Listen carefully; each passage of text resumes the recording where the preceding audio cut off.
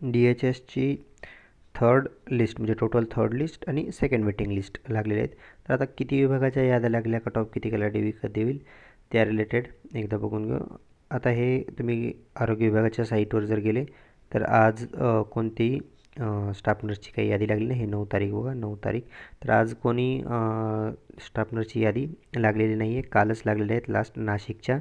ठीक आहे. हे अदर कॅडरच्या लागलेले आहेत. तर ग्रुप डीच्या वगैरे तर त्यांचे कोणी असेल तर एकदा तुम्हाला हे साईटवर या याद्या सर्व मिळून जातील. हे बघा 8 तारखेचेच लास्ट यादी आहेत स्टाफ नर्सच्या नाशिकच्या 8 तारखेच्या. ठीक आहे. तर या सर्व लिस्ट मी ऑलरेडी ग्रुपवर पण टाकलेल्या आहेत. त्याच्यातली एक एक यादी हे आहे स्टाफ नर्स गव्हर्मेंट. ठीक आहे. गव्हर्मेंटची फिमेलची यादी आहे ही. तर टोटल याद्या लागल्या किती आणि किती बाकी आहेत, तर हे बघा टोटल याद्या लागलेल्या आहेत आपले 8 विभाग आहेत. 8पैकी प्रत्येक विभागाच्या 2-2 याद्या तर लागलेल्याच आहेत. ठीक आहे. 3 याद्या कुणाच्या लागलेल्या आहेत, तर 3 याद्या लागलेल्या आहेत फक्त नाशिक.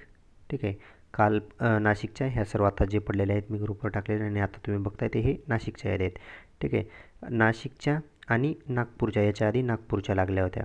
तर नागपूर आणि नाशिक तर ह्या दोनच विभागाच्या ह्या 3-3 याद्या लागलेल्या आहेत. ठीक आहे. टोटल सांगतोय 3-3 याद्या. त्याच्यापैकी आता हे 3 याद्या म्हणजे कसं, फर्स्ट सिलेक्शन लिस्ट लागली होती सर्व विभागाची, फर्स्ट सिलेक्शन लिस्ट. सेकंड जी यादी होती ती फर्स्ट वेटिंग लिस्ट. ठीक आहे. फर्स्ट ह्याच्यामध्येच खूप जण कन्फ्यूज होत आहे, फर्स्ट वेटिंग लिस्ट. आणि तिसरी यादी जे म्हणतोय ती सेकंड वेटिंग लिस्ट. ठीक आहे. Second waiting list. तर टोटल अशा 3 याद्या लागलेल्या आहेत. ठीक आहे. आता ह्या 3 याद्या कुणाच्या लागलेल्या आहेत, तर नाशिक आणि नागपूरच्या. बाकी डिव्हिजनच्या फक्त ह्या 2च याद्या लागलेल्या आहेत. फर्स्ट सिलेक्शन लिस्ट आणि फर्स्ट वेटिंग लिस्ट अशा 2-2 याद्या लागलेल्या आहेत बाकीच्या विभागाच्या. ओके. तर आता नाशिकच्या जी लागलेली आहे या सर्व याद्या मी ऑलरेडी ग्रुपवर पण टाकलेल्या आहेत. तर त्याच्यामध्ये कट ऑफ जनरली किती गेलेलं आहे की हे वुमन्स रिझर्वेशन. ठीक आहे. ओपन वुमन्स रिझर्वेशन नाशिक फिमेलचं 120ला गेलेलं आहे. त्याच्यानंतर ओपन जनरलचं तो पण 120ला. ओपन PF प्रोजेक्ट अफेक्टेड 120 हे अगेन्स्ट आहेत. ठीक आहे. Open against project affected candidate नाही मिळाला म्हणून ते अगेन्स्टमध्ये गेलेले आहे ती जागा. त्याच्यानंतर ठीक आहे हे पण 120 180 ओपन अर्थक्वेक. ठीक आहे. त्याच्यानंतर PT पार्ट टाईम हे अगेन्स्टमध्येच आहेत.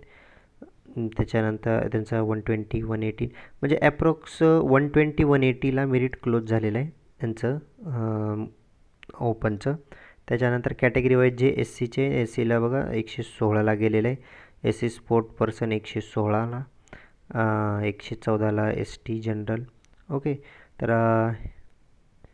हे आता मी ऑलरेडी हे ग्रुपवर तर टाकलेले आहेत सर्व याद्या, त्याच्यामध्ये तुम्हाला हे सर्व दिसतील. तर एक जनरली बघा 116 118. ओके. म्हणजे ओपनचं जवळपास 120 118. ठीक आहे. 120 118ला जवळपास क्लोज झालेलं आहे मेरिट ओपनचं. आणि कॅटेगरीचं जनरली 116 ते 118ला क्लोज झालेलं आहे. ठीक आहे. हे गव्हर्मेंट फिमेलचं बघतो आपण नाशिकचं. त्याच्यानंतर नेक्स्ट आहे ओके गव्हर्मेंट ओपन. ठीक आहे. Staff nurse government male. ठीक आहे. हे गव्हर्मेंट मेल कॅन्डिडेट मेलच्या आता जास्त जागा नव्हत्या तर इतकीच लिस्ट आहे त्यांची. ओपन जनरल कितीला क्लोज झाले 132ला. हे ओपन पार्ट टाईम 132.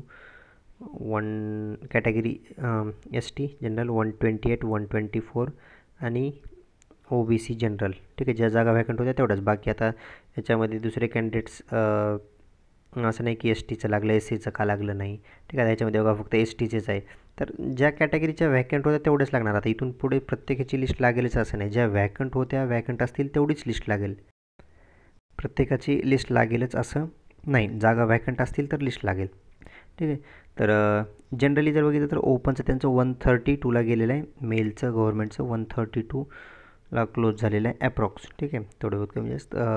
STचं 128 124 128. ठीक आहे. 124 128ला कॅटेगरीचं गेलेलं आहे. ओके. त्याच्यानंतर नेक्स्ट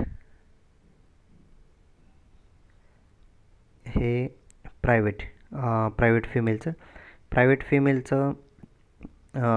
98 ओपन पार्ट टाईम. ठीक आहे. 93 OBC जनरल. त्याच्यानंतर वुमन्स रिझर्वेशन 92 EWSमधून, ठीक आहे, म्हणजे 90 to 98ला अप्रॉक्स क्लोज झालेलं आहे प्रायव्हेट फिमेलचं. आता याच्यामध्ये पण जागा बघा, फक्त जेवढ्या जागा आहेत तेवढ्याच 1 2 3 4, ठीक आहे, फक्त 4 कॅन्डिडेट्सचं सिलेक्शन झालेलं आहे. जितक्या जागा वॅकंट असतील आता फक्त तितकंच लिस्ट लागतील. आता 4च जागेचं लावलेले आहे त्यांनी फक्त. ओके, बाकी ज्यांचे नाही जागा त्यांनी नाही लावलेले. नेक्स्ट हे staff nurse private male. Okay, private male किती, फक्त 3च कॅन्डिडेट तिघांची. तर त्यांचं जनरली कितीला क्लोज झालं आहे, 109 108 104, ठीक आहे, 104 ते 109मध्ये मेरिट क्लोज झालेलं आहे प्रायव्हेट मेलचं. देन याच्यामध्ये आता DV कधी होईल, तर हे आता सर्वांचं वेगळं यायला होऊ शकतं डेटला. आता माझ्याकडे जे लेटर आलेले आहेत, मी हे पण ग्रुपवर टाकले होते. हे लेटर आलेलं ह्याच्यामध्ये, ओके, हे नाशिकचंच आहे, ठीक आहे, नाशिक. वर कॅन्डिडेटचे नाव वगैरे दिलेले आहेत, त्यांच्या डिटेल्स दिलेले आहेत. विशेष स्टाफ नर्स प्रतीक्षा पदाच्या प्रतीक्षा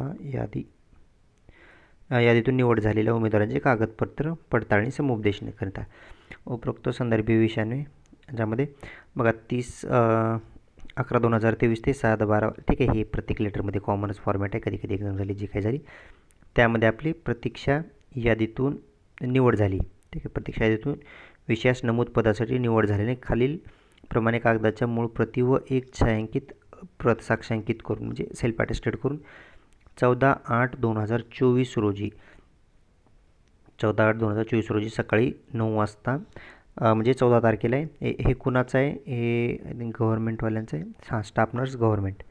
तर हे बघा, हे स्टाफ नर्स गव्हर्मेंट त्यांचं नाशिकवाल्यांचं कधी आहे, 14 तारखेला DV आहे, 14 तारखेला 9 वाजता. कुठं आहे, विभागीय संदर्भ सेवा रुग्णालय नाशिक शालिमार नाशिक येथे उपस्थित राहावे. तिथं तुमचं DV होणार आहे. हे सोबत काय काय कागदपत्र लागणार आहेत हे मी याच्या आधी पण सांगितलेलं आहे. तरी पण एकदा बघा, शैक्षणिक व्यावसायिक तांत्रिकता म्हणजे गुणपत्रिका तुमची 10वी 12वी, कास्ट सर्टिफिकेट, जातीचा दाखला, जात पडताळणी, ठीक आहे. कास्ट व्हॅलिडिटी नसेल चालेल, काही प्रॉब्लेम नाही, नंतर पण देऊ शकता, पण कास्ट लागेल. वयाचा पुरावा म्हणून शाळा सोडल्याची दाखला, म्हणजे याच्यामध्ये तुम्ही TC, ठीक आहे, किंवा माध्यमिक शालेय परीक्षेचे प्रमाणपत्र म्हणजे सनद 10वीची, ते चालेल.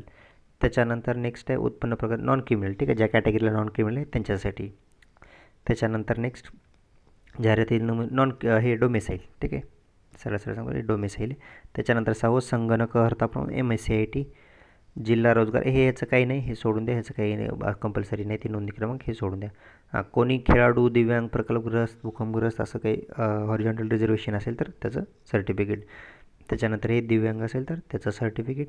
लहान कुटुंबाचं प्रमाणपत्र हे सर्वांसाठी, ठीक आहे, त्याचा फॉर्मॅट आपल्या ग्रुपवर वगैरे पण आहे, तुम्हाला गुगलवर पण भेटून जाईल.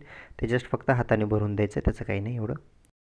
देन नेक्स्ट आवश्यक अनुभव प्रमाणपत्र, हे काही कंपल्सरी नव्हतं त्याच्यामुळे याची काही गरज नाही. त्याच्यानंतर ॲड्रेस प्रूफ, आधार कार्ड वगैरे देऊ शकता, काही नाही प्रॉब्लेम. त्याच्यानंतर नेक्स्ट स्वतःचा फोटो, ओळखपत्र म्हणजे आधार कार्ड त्याला पण. त्याच्यानंतर स्वतःचे पासपोर्ट साईज 2 फोटो.